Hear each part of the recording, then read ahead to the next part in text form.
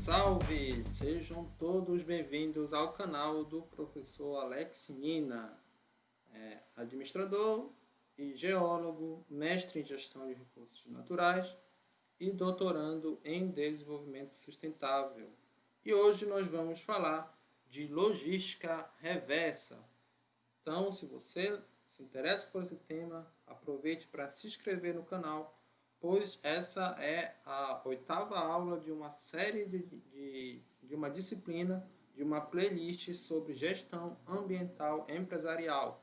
Eu vou deixar aqui embaixo o link para a playlist para você ver, poder visualizar as aulas anteriores.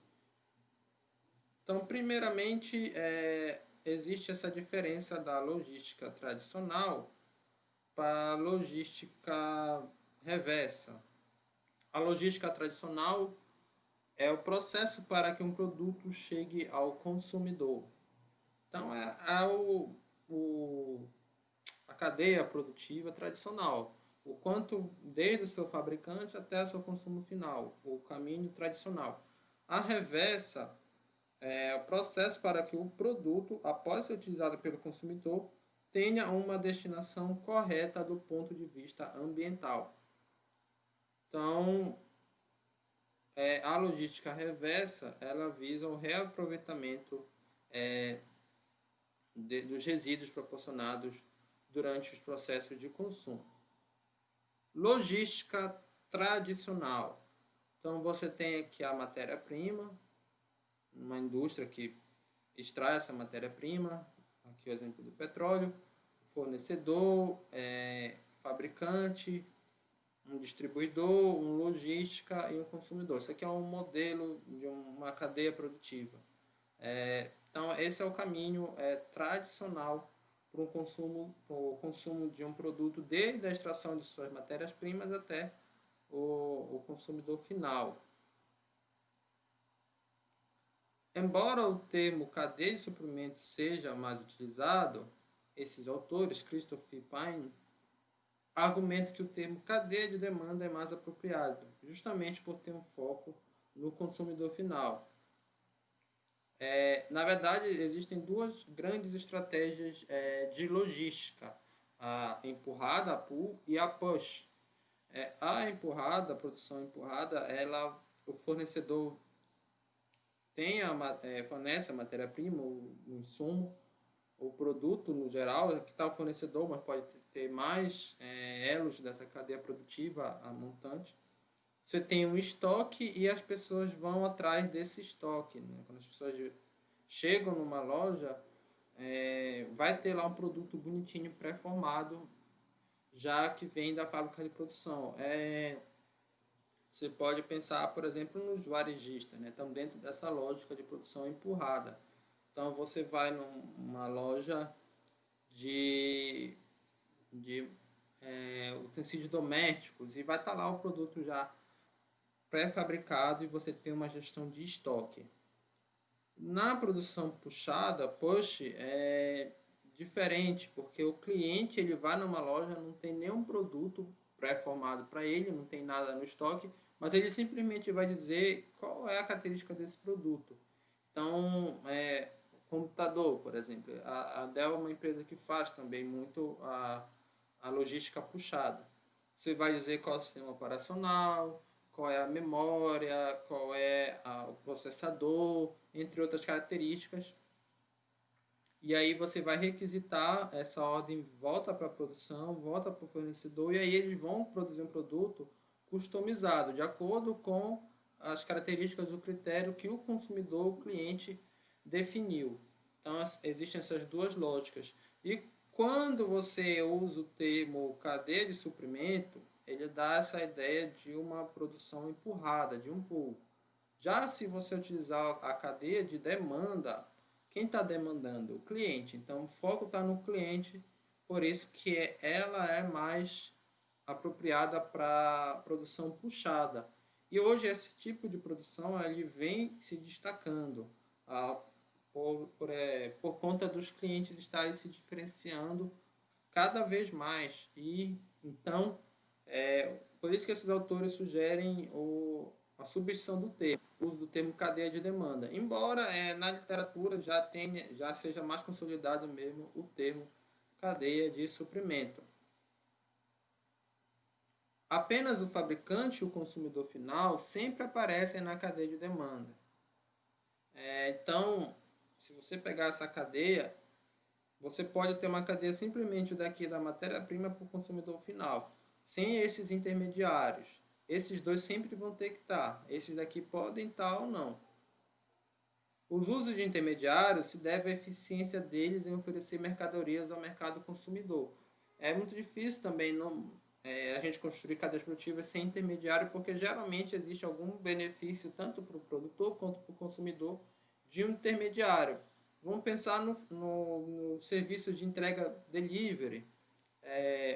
Você pode ir como consumidor num restaurante e pedir seu prato. Então, seria uma relação do restaurante, claro que existe também a matéria-prima do restaurante. Ou seja, nem tudo que eles estão te servindo é produzido lá mesmo, né? Mas isso você não teria, se você fizesse assim, indo para um restaurante, você não teria esse intermediário que era o integrador da comida. Porém, existe um custo para você sair de sua casa, ir num restaurante, você pode não ter tempo ou não estar disposto, por isso você está aceitando pagar para uma pessoa ali entregar essa comida, essa refeição. Então, tem um benefício em se ter intermediários ao longo da cadeia de demanda. Quando as organizações de uma cadeia de demanda trabalham em sintonia com direitos e deveres respeitados, com foco na satisfação dos clientes, é possível construir uma rede de valor. Então, o conceito de rede de valor é justamente você conseguir construir valor, proporcionar valor ao longo da cadeia de demanda em todos os seus elos. Logística reversa. A logística reversa é quando o produto retorna ao consumidor para outros elos da cadeia de demanda ou mesmo para outras cadeias. Então você tem aqui o processo da logística tradicional, tá aqui logística integrada, mas tá no mesmo sentido de logística tradicional. O produto vem do fabricante até chegar no consumidor. Claro, isso tanto é para o push, para o modelo push, como para o modelo pull. No modelo empurrado, pull, você produz o produto e vai até o consumidor. No modelo push, o consumidor faz uma requisição para o fabricante, ou seja, ou para o intermediário, e depois o produto volta de forma customizada. Mas ambos estão na logística integrada, que é esse o sentido do produto. Na logística reversa, existe essa volta aqui, ó, do consumidor para o fabricante. Então, o resíduo, após o uso do produto, ele volta para o fabricante, que pode ser insumos para a continuidade da cadeia produtiva, ou seja, um novo ciclo.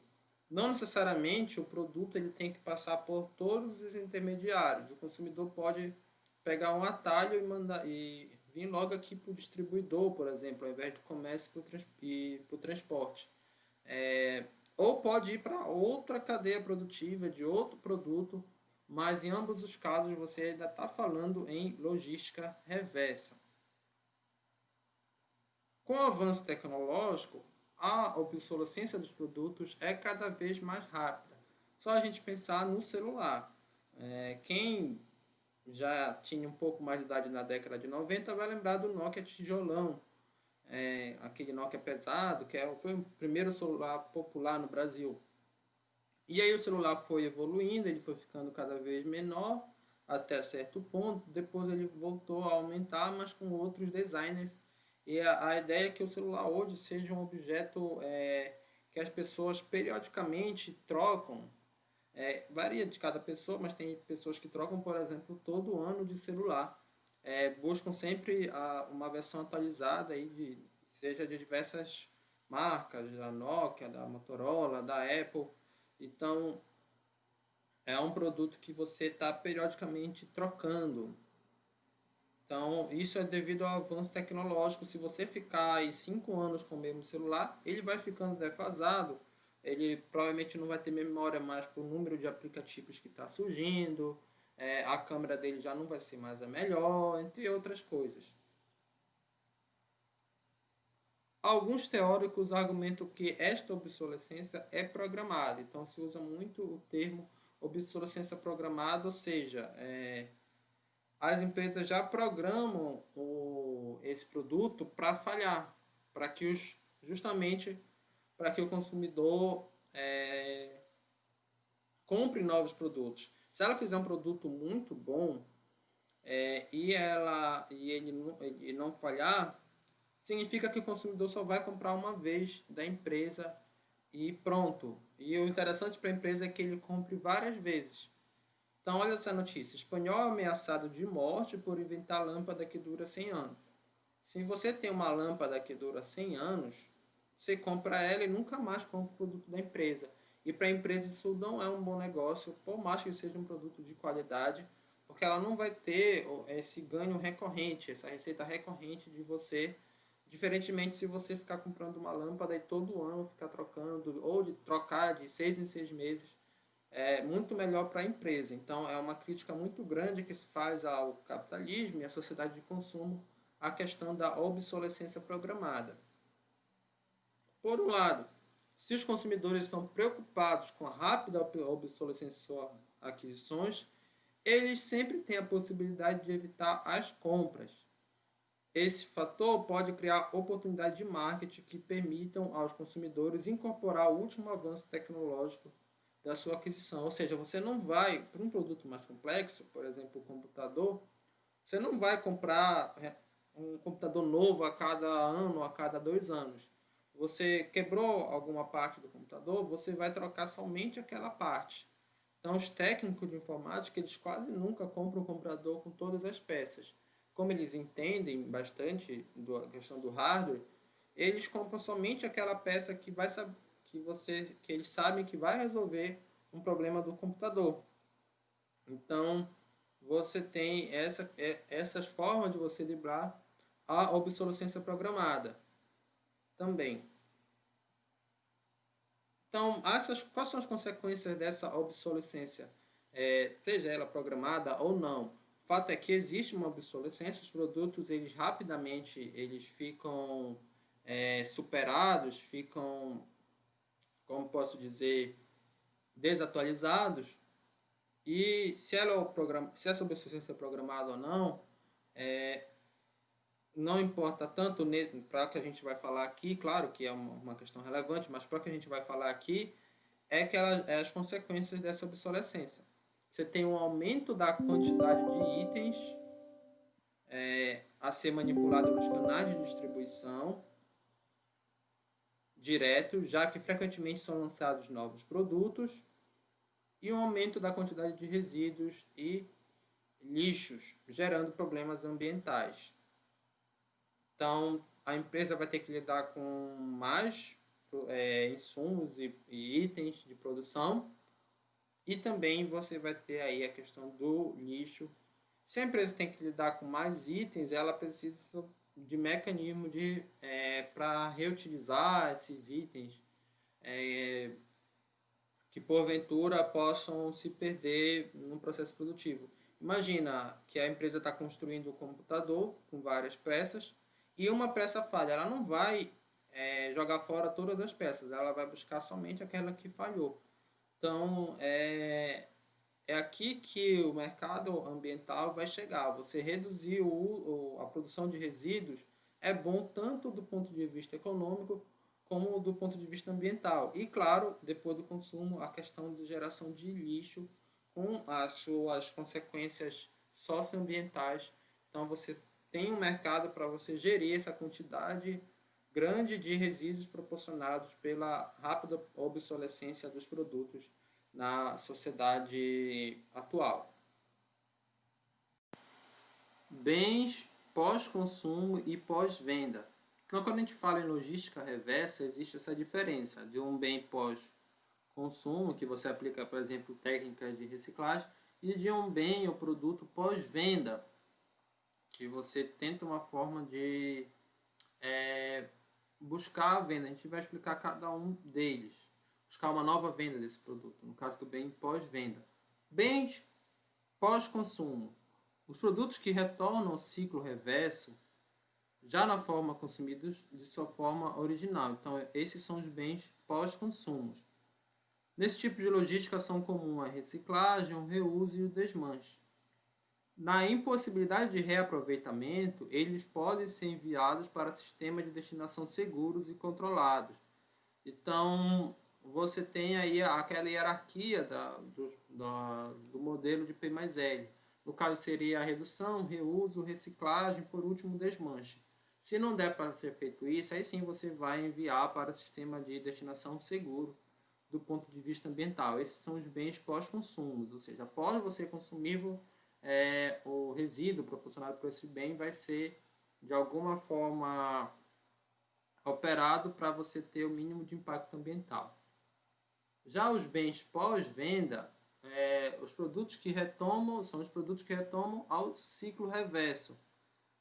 Possuem pouco ou nenhum uso. Se relaciona com problemas de qualidade geral ou processos comerciais entre as empresas. São produtos novos ou reoperados com desconto que apresentam pequenas avarias.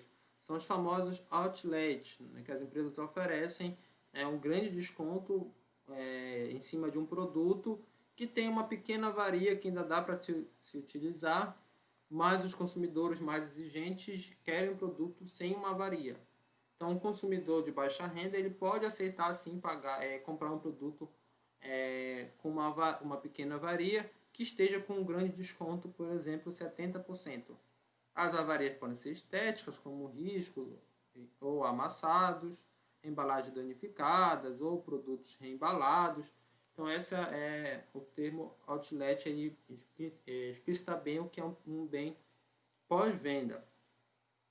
Para as discussões de logística reversa, os bens pós-consumo são mais importantes. Então, enquanto os bens pós-consumo têm uma função mais, entre aspas, ambiental, o bem pós-venda tem uma função mais comercial. Então, existem lógicas diferentes na gestão desses bens e para a questão da logística reversa, o interesse maior está nesses bens pós-consumos. Então, se aplica também os 3 R's da sustentabilidade, da produção sustentável. E a hierarquia entre eles, você vai buscar reduzir, primeiramente, se não der, reutilizar, e se não der, reciclar. E se você faz parte dos 1% das pessoas que visualizaram esse vídeo e chegaram até aqui, significa que ele tem valor para você. Então, se inscreva no canal e ajuda o YouTube a divulgá-lo para outras pessoas. Dê seu feedback, seja positivo ou seja negativo, é muito importante para mim continuar e melhorar o canal. Compartilhe para os seus amigos, familiares e aperte o sininho para você ser notificado toda vez que eu postar vídeos novos. Impacto ambiental da cadeia de demanda do produto. Então, essa foto ilustra que você pode ter um produto aqui que ele se vende como ambientalmente correto, mas se você voltar lá na cadeia de demanda, da forma como ele foi extraído, a matéria-prima não foi de forma ambientalmente correta. Então, no caso aqui de uma madeira sustentável, mas que foi extraída de um desmatamento ilegal. Então, por isso que o importante quando você analisa um produto é você buscar essa relação que existe não só com o último elo da cadeia de demanda, mas com toda a cadeia de demanda, isso você enquanto consumidor sustentável. As análises de impactos ambientais do produto precisam levar em conta toda a sua cadeia produtiva. Então, um exemplo aqui é uma reportagem que diz que a energia solar nem sempre é tão verde como você pensa. Qual a principal ideia desse autor dessa reportagem? É que você, ao construir painéis solares, você causa grande impacto ambiental, seja na mineração, que ele é o principal matéria-prima do painel solar é a sílica, então você tem certos impactos provocados pela mineração da sílica. no transporte, por exemplo, desses painéis solares. Então, o impacto proporcionado pela produção dos painéis solares não compensaria o impacto minimizado pela energia solar. Claro que isso não é um consenso, mas é só aqui uma opinião com certo embasamento de Mar Santos, em 2014.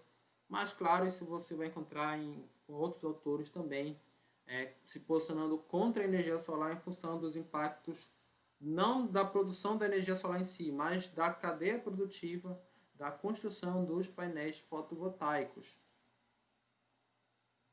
Então, passos para se definir os impactos ambientais no ciclo de vida. Então, aqui é um passo a passo para você avaliar esses impactos ambientais ao longo do ciclo de vida de um produto. Você primeiro tem que definir a unidade funcional e o sistema do produto. Ao realizar uma análise do ciclo de vida da cadeia produtiva de uma escova de dente, por exemplo, é preciso decidir se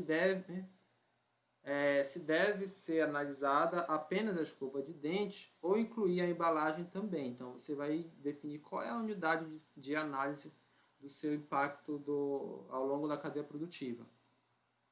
Quando quantificar o uso de energia, recursos e emissões.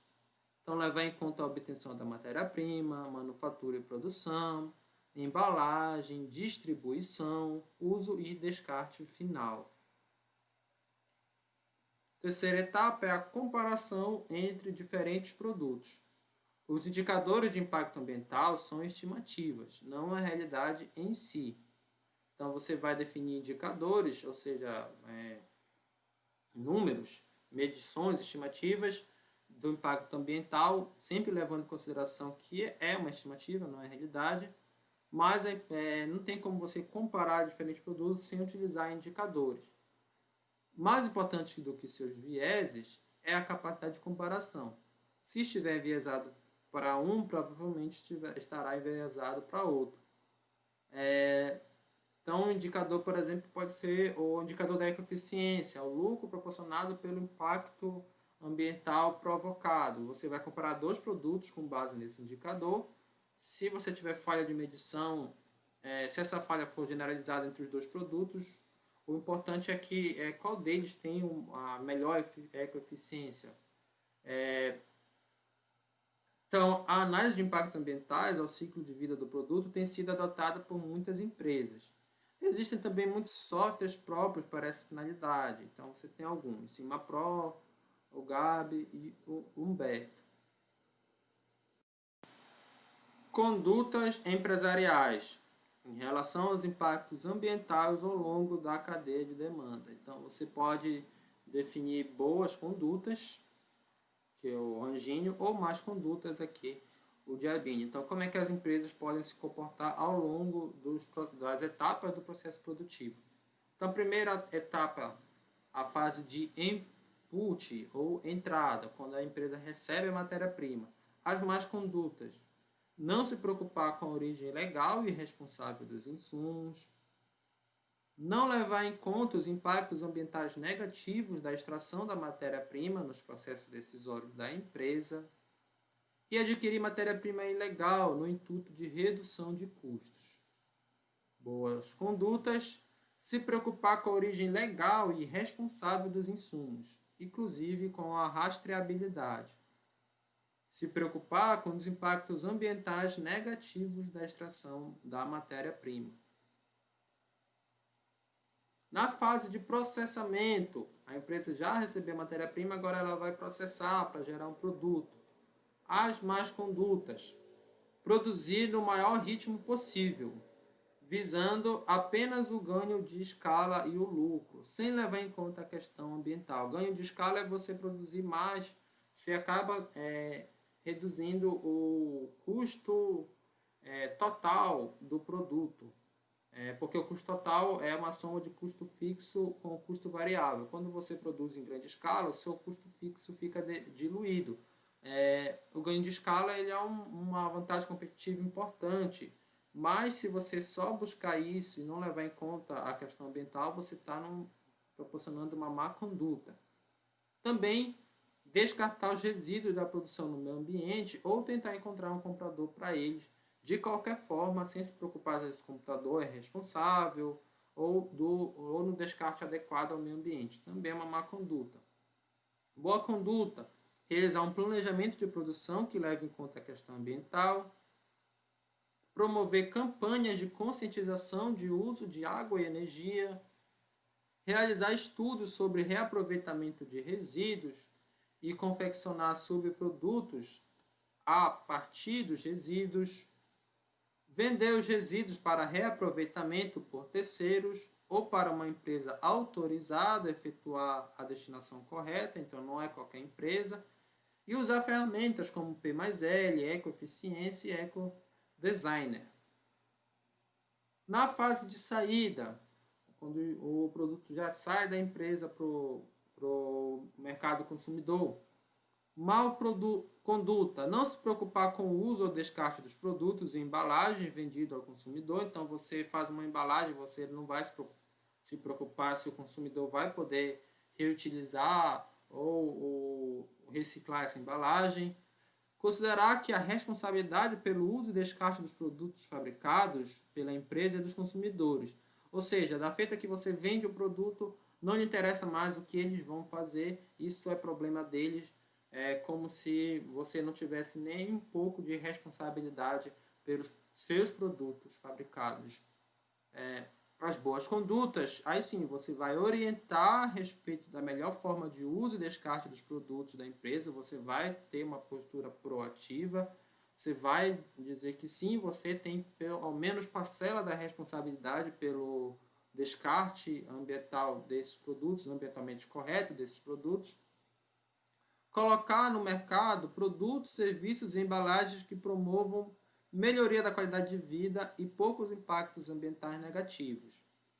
Fabricar produtos e embalagem com potencial de reuso, reciclagem, bem como baixa geração de resíduos. Ou seja, você desde o início já vai pensar na melhor forma do teu cliente, consumidor, poder reutilizar e reciclar esse produto. Fase de retorno é o feedback, a volta do produto para a empresa. Então, más condutas: estabelecer canais apenas para cumprimento da legislação, ou canais de retorno desse produto, ou dos resíduos provocados por ele. Esclarecimento de dúvidas dos clientes por conta da empresa ser obrigada. Então, os únicos canais de feedback são aqueles que são obrigatórios. Assumir que cabe apenas à própria empresa promover modificações de seus produtos e que esse movimento nunca poderá vir de fora para dentro. Ou seja, não aceitar as sugestões do cliente, as sugestões ambientais, por exemplo, dos clientes. Arquivar aspectos relacionados à sustentabilidade e matéria-prima sustentável, tomando medidas somente se for impelida pela legislação. Então, você pode até receber um feedback, mas você deixa lá guardado e não se importa com ele, ao menos que o governo te cobra. As boas condutas é criar canais para orientar o consumidor a respeito do uso e descarte de seus produtos, aceitando o feedback dos consumidores para a melhoria dos produtos. Então, essa empresa já vai aceitar aí as sugestões. Monitorar o nível de satisfação dos clientes e da própria sociedade em relação aos produtos por meio de diversos canais, telefone, e-mail, pesquisas, redes sociais. Estimular a cocriação, ou seja, a participação dos clientes na concepção de produtos novos e melhoria dos atuais. Então, essas são as principais referências utilizadas nessa aula. Você tem o livro Gestão Ambiental Empresarial, do José Barbieri, e o livro Administração Verde, do Ricardo Alves.